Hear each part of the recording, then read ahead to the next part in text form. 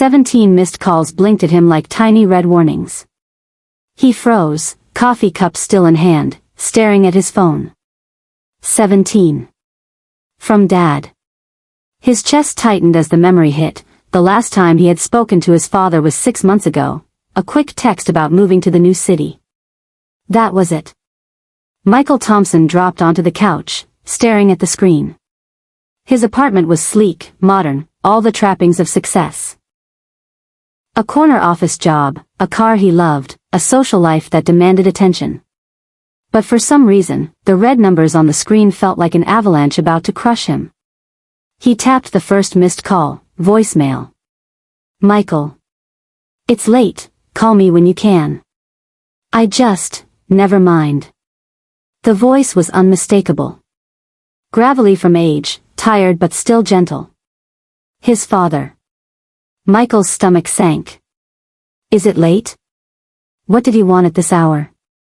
His thumb hovered over the call button, but he hesitated. He had been busy, work, friends, and appointments. His father had called before. It was usually small things. Small questions. Grocery lists. He barely listened to.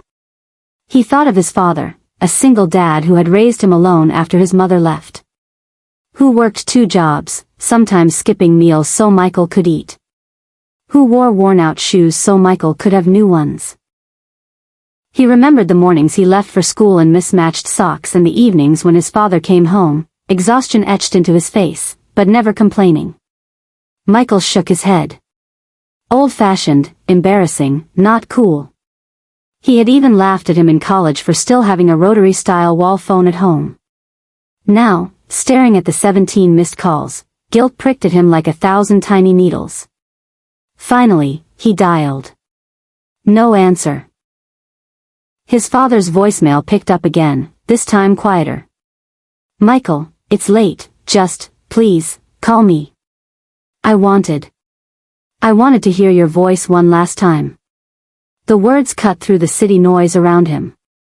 He dropped the phone, heart racing. Something was wrong. Something was very wrong.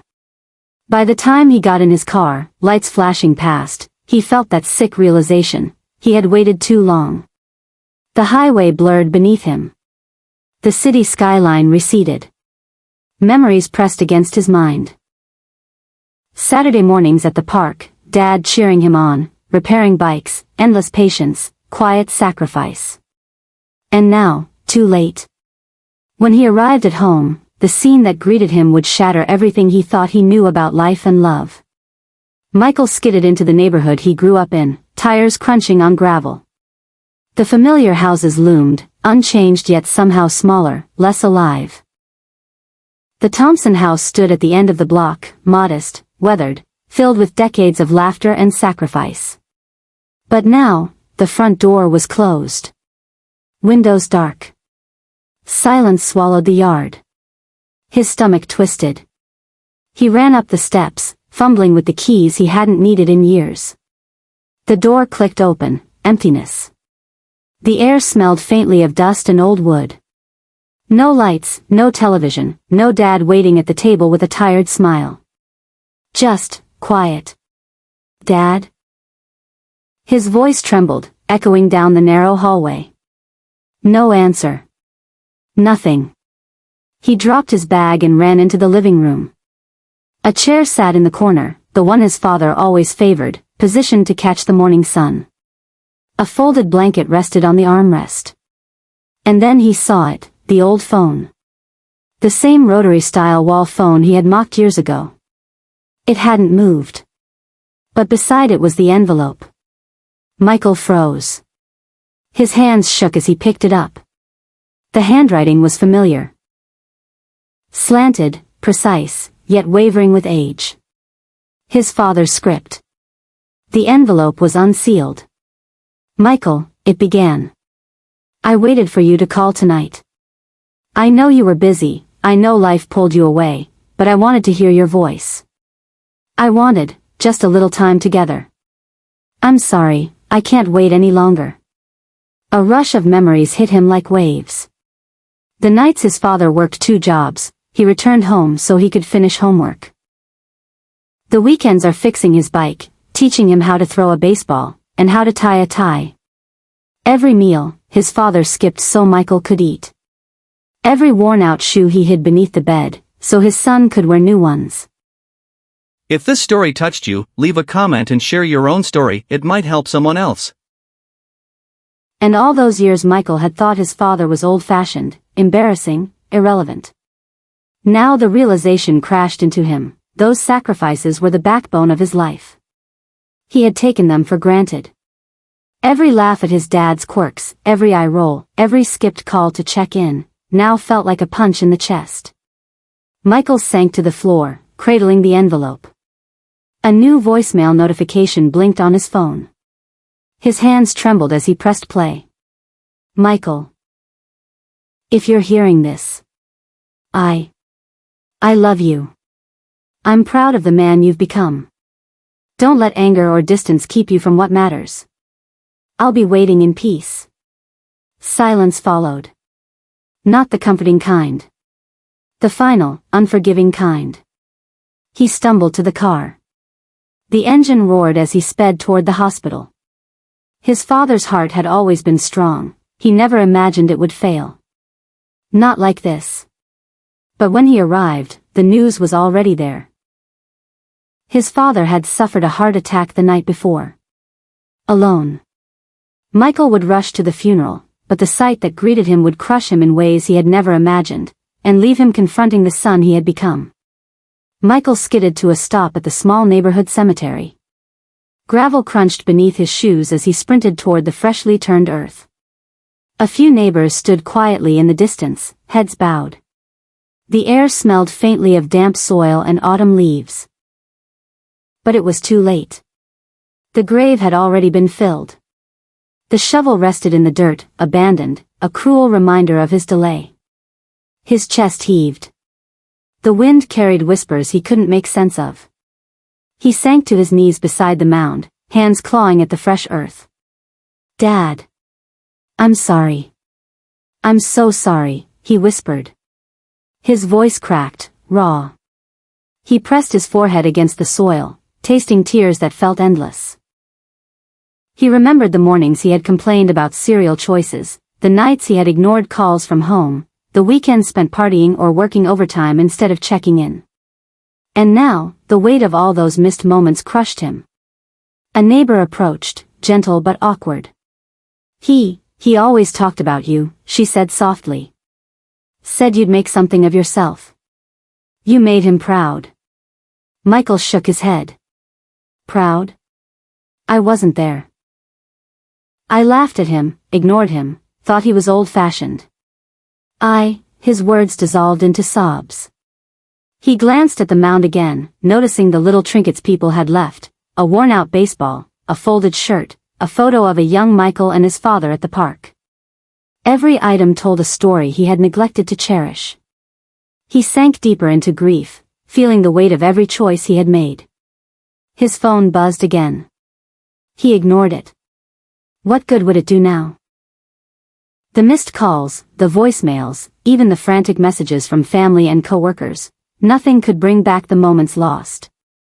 Michael thought of the sacrifices his father had made, the skipped meals, the old shoes, the endless nights of work, all to ensure his son had opportunities he never had. And now, all of it seemed invisible, overshadowed by Michael's distance and ego. He spoke aloud, voice choked, "You deserved better than the son I was." A soft breeze swept across the cemetery, rustling leaves.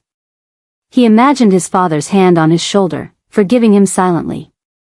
But forgiveness didn't erase the pain. Not tonight. Neighbors lingered quietly, unsure how to comfort the broken man before them. Michael's hands dug into the dirt, tears soaking his sleeves, heart aching with every remembered sacrifice. The sun dipped lower, shadows stretching, but still he stayed. In the days that followed, Michael would uncover pieces of his father's life he had never noticed, letters, old keepsakes, hidden sacrifices, and realize the depth of love he had taken for granted. The house felt impossibly empty when Michael returned. The silence pressed down, heavier than the grief at the cemetery. He had expected the familiar creaks of floorboards, the smell of home-cooked meals, his father's worn slippers by the couch. Nothing remained. Only memories and shadows. Michael wandered from room to room, touching the furniture as if it could speak. On the living room shelf, a small envelope caught his eye. It was tucked behind a photo frame of him and his father on his 10th birthday, both of them grinning, cake smeared on their faces. His heart lurched. The handwriting was unmistakable, Daniel Thompson. He hesitated, hands trembling, then opened it. Inside were several letters, carefully folded, each dated over the past few years. He picked the first one, reading aloud in a voice thick with disbelief. Michael, if you're reading this, I know you're busy. I know life is pulling you in every direction. But I want you to remember, even when I'm gone, that I loved you beyond measure. Every sacrifice I made, every night I stayed up while you slept, every meal I skipped, I did for you. Michael felt tears blur his vision. He turned to the next letter. I kept every report card, every drawing, every note you ever gave me. I saved them in this box because I wanted you to know how proud I was, even if you never said it. By the fifth letter, Michael's hands were shaking violently. His father had documented years of love, small, unnoticed, quiet, profound. Every embarrassing lecture, every old-fashioned habit, every scolding for missed chores or late homework, it had been care disguised as discipline. He sank to the floor, letters clutched to his chest, sobbing uncontrollably. All this time, I thought he didn't understand me. I thought he was behind the times. I mocked him, ignored him, left him. Then he noticed a final envelope, thicker than the others. Inside was a photograph of him as a child, standing on a porch, hand in his father's, shoes mismatched, coat too big, hair tousled. Beneath it, a note. Even if I never said it enough, I am proud of the man you've become. You are my son. Always remember, love is quiet. It waits, even when unacknowledged. And I will always be with you, in every step you take. Michael pressed the photo to his chest, collapsing completely into grief. The truth was unbearable. He had failed to recognize the strongest love he had ever known until it was gone. Hours passed, or maybe minutes, he could not tell. When the sun set, casting long shadows across the empty living room, Michael realized that mourning alone wasn't enough.